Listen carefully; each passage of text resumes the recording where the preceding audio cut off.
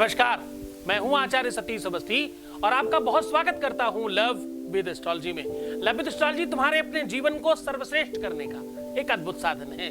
Love with astrology आपके अपने life को सर्व सुलभ करने का, आपके जीवन में प्रेम भरने का, आपके रिलेशनशिप, आपकी पारिवारिक लाइफ को सुव्यवस्थित करने का एक अद्भुत साधन है। लव विद एस्ट्रोलॉजी में आपको प्रसन्न किया जाता है, आपको आनंदित किया जाता है, आपको सर्वश्रेष्ठ करके आपके अपने जीवन को सर्वसुलभ किया जाता है। जब आपके जीवन में कोई सहायता करने वाला, कोई सहायक नहीं होता, कोई बंधु, सखा, सहायक, माता पिता आसपास कोई नहीं दिखता, उस समय लव विद एस्ट्रोलॉजी आपके अपने जीवन में प्रेम भरने का एक अद्भुत साधन है। आज मैं बात कर रहा हूं कि दिन रात आपका पार्टनर आपकी ही याद में कैसे रह सकता है।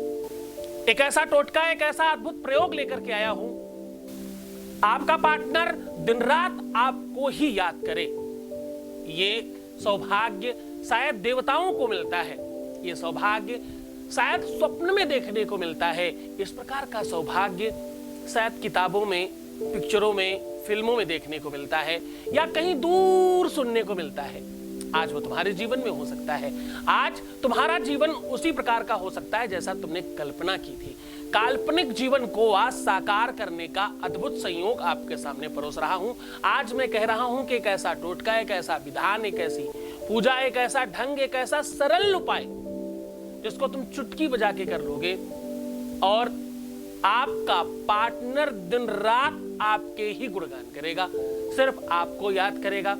जितना आप याद करते हो, जितना आप उसे चाहते हो, जितना आपके मन में उसके लिए आकर्षण है, उससे कहीं ज्यादा उसके दिल दिमाग में आपकी छवि बैठ जाएगी। वो वही करेगा जो तुम चाहोगे और पूरे प्रेम के साथ। आपको जानकर ये बहुत आश्चर्य होगा कि ये कोई फालतू का टोना या जादू मंत्र नहीं है। ये कोई ऐसी चीज नहीं कि जो क्षणिक होगी, थोड़े दिनों के लिए होगी, फिर खत्म हो जाएगी। ये सर्वसुलभ है, ये हमेशा के लिए है, ये जीवन पर्यंत के लिए है, लाइफ टाइम ऐसा ही रहने वाला है। उसके बाद आपके जीवन में कभी भी कोई ब्रेकअप नहीं होने वाला। अगर आपकी लाइफ में बार बार ब्रेकअप होता है, बार बार लोग छोड़ के जाते हैं, आपको समझ नहीं पाते, आपको मिसअंडरस्टैंड करते हैं, आपके लिए मिसकंसेप्शंस रखते हैं, तो भी आज का दिन आपके लिए है। आज का दिन इतना बेहतरीन होने वाला है।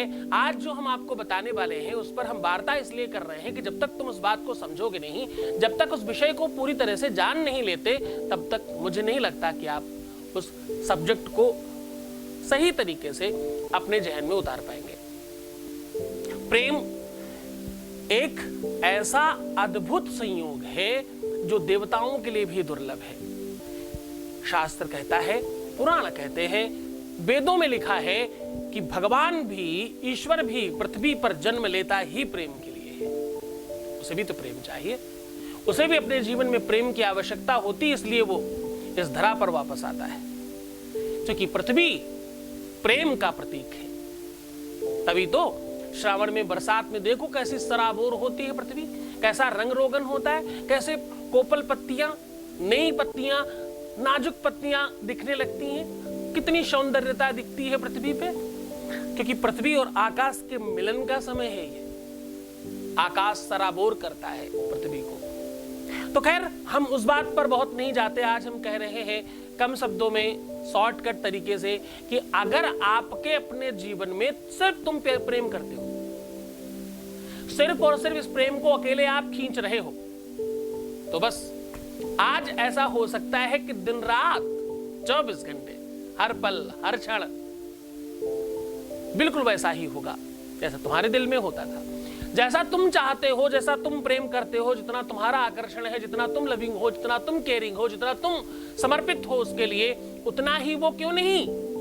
और अगर नहीं तो आज के बाद हाँ वैसा ही। ये ऐसा संयोग, एक ऐसी व्यवस्था, एक ऐसा अद्भुत टोटका है जिसके करते ही आपके जीवन में एक अद्भुत परिवर्तन आना प्रारंभ हो जाएगा। और आपके ही क्यों, सीधा आपके प्रेम के जीवन में, जिसे आप प्रेम करते हो, जिसे आप चाहते हो। अब वो चाहत वाला व्यक्ति चाहे तुम्हारा जीवन साथी हो, चाहे तुम्हारा प्रेमी प्रेमिका हो, चाहे वो तुम्हारा कोई पार्टनर हो या तुम्हारे घर का कोई सदस्य हो, जैसे आप प्रेम करते हो, जैसे आप चाहते हो, प्रेम का कोई रूप नहीं होता, प्रेम का कोई आकार नहीं होता, प्रेम का कोई भी स्वरूप नहीं होता। प्रेम तो सिर्फ प्रेम है। ये 2.5 अक्षर का शब्द भगवान बनाता है। रामकृष्ण सब 2.5 अक्षर में आए हैं। यहां पे सबने 2.5 अक्षर लगाए अपने नाम में, सिर्फ प्रेम की वजह से। प्रेम अमलया भक्ति का नाम है। प्रेम शाश्वत सत्य है, प्रेम वास्तविक सत्य है। सब कुछ नश्वर है, सब नष्ट हो सकता है।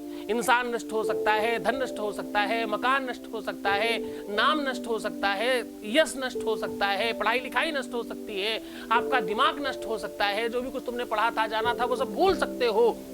लेकिन प्रेम शाश्वत है, प्रेम नहीं नष्ट होता। प्रेम जानवरों को भी समझ में आता है, प्रेम पशुओं को भी समझ में आता है, प्रेम पक्षियों को समझ में आता है, प्रेम अबोधों को समझ में आता है। प्रेम तो उनको भी समझ में आता है जो बच्चे बोल नहीं सकते, जो कह नहीं सकते, अपनी भावनाएं व्यक्त नहीं करते, उनको भी प्रेम समझ में आता है। प्रेम उन वृद्धों को भी समझ में आता है जो किसी प्रकार के रिलेशन में नहीं रह सकते। तो हित वन हित पशु पक्षी हो जाने, हित अनहित पशु पक्षी हो जाने। हाँ, ये बहुत महत्वपूर्ण है। और हाँ, एक महत्वपूर्ण बात इस बात में और जोड़ रहा हूं कि ये उपाय, ये सॉल्यूशन करने के लिए तुम्हारा श्रद्धा और तुम्हारा विश्वास चाहिए, तुम्हारी निरंतरता चाहिए। अब देखो, एक और बात जहन में आ रही है।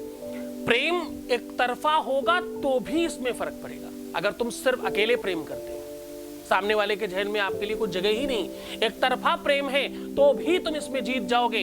अब एक तरफा प्रेम में एक और बात जोड़ रहा हूं, यहां पर एक और बात आपके साथ बांध के साझा कर रहा हूं। क्या साझा कर रहा हूं? मैं आज साझा कर रहा हूं कि ज्यादातर लोग कहते हैं कि आप उससे प्रेम करो जो तुमसे प्रेम करता हो, सुख ज्यादा देगा। अच्छा जी। कुछ लोग कहते हैं कि प्रेम उससे करो जिससे तुम प्रेम करते हो, तुम उसे सुख ज्यादा दे पाओगे क्योंकि तुम वहां लेना चाहते हो। दोनों ही बातें शायद परस्पर अपनी अपनी जगह पर सही हो सकती हैं। एक वो व्यक्ति जिसे तुम प्रेम करते हो, वहां पर वो तुम्हें कुछ नहीं भी देता तब भी कुछ बहुत कुछ मिलता हुआ नजर आता है। वो अगर आपको अपशब्द भी बोले, कुछ खराब बात भी बोले, तो वो भी जादू जैसा लगता है, वो भी सुनने में कर्णप्रिय लगता है। उसकी बुराइयां भी अच्छाइयों में परिणित होने लगती हैं। उसकी हर छोटी बड़ी बात तुम्हारे लिए अच्छी होती है, तुम उसे फिर भी संभाल के रखते हो।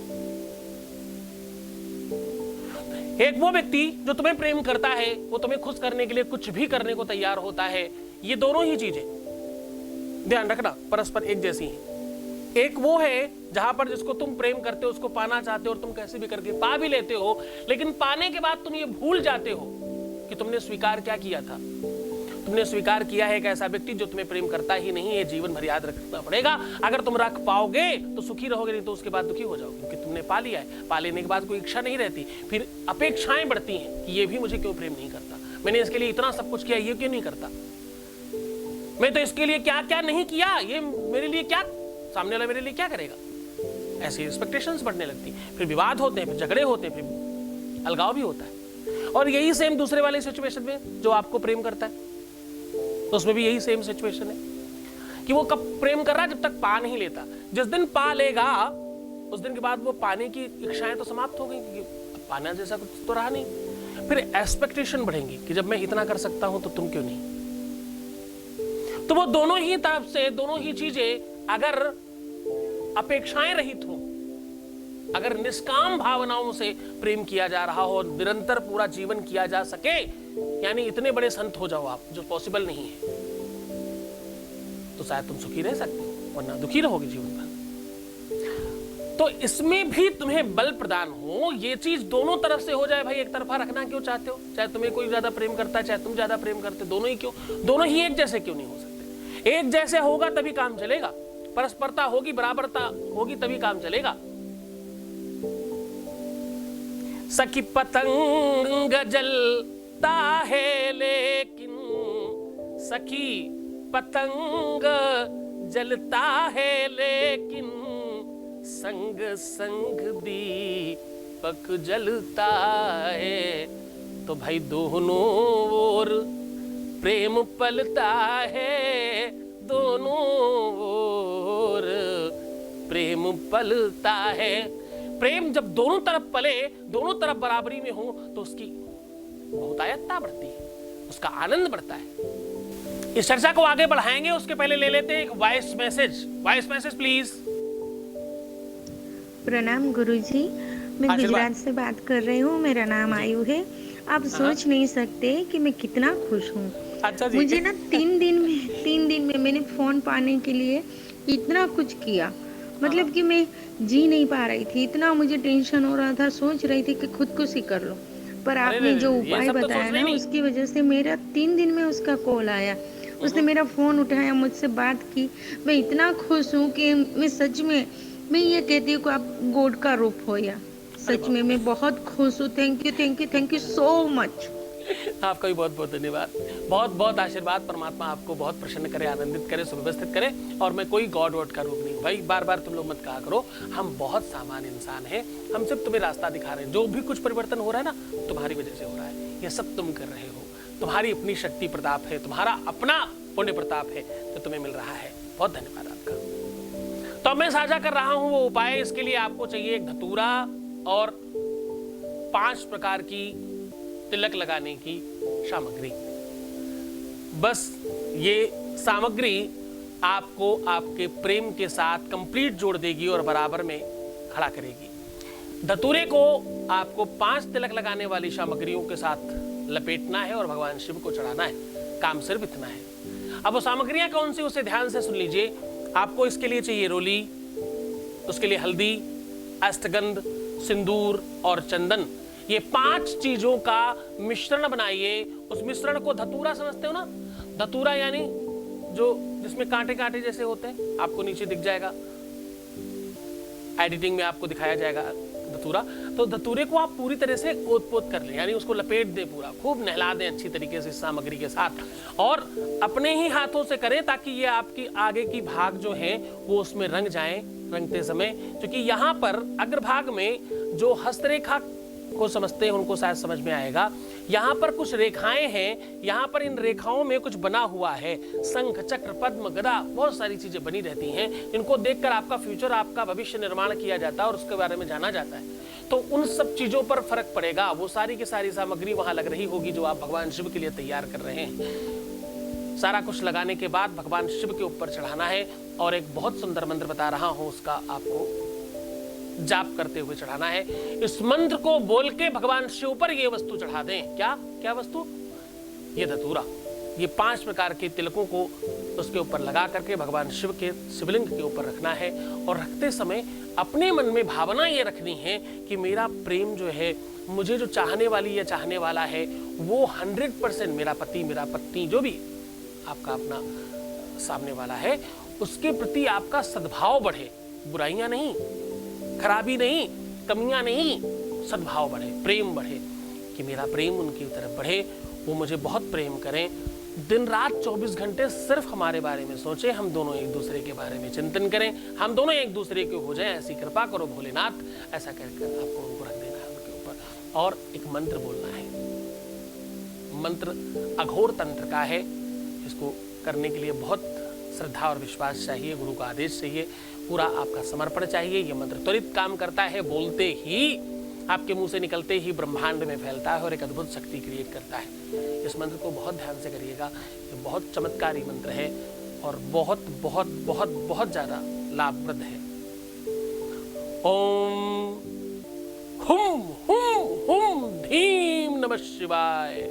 हुम हुम हुम धीम नमः शिवाय। ये मंत्र बोल करके आप उसमें जैसे ही रखेंगे, आप विश्वास मानिए 90% बार देखा गया है कि इसको रखते ही फर्क पड़ता है। इधर आपने कनेक्शन जोड़ा, उधर लाइट जल गई।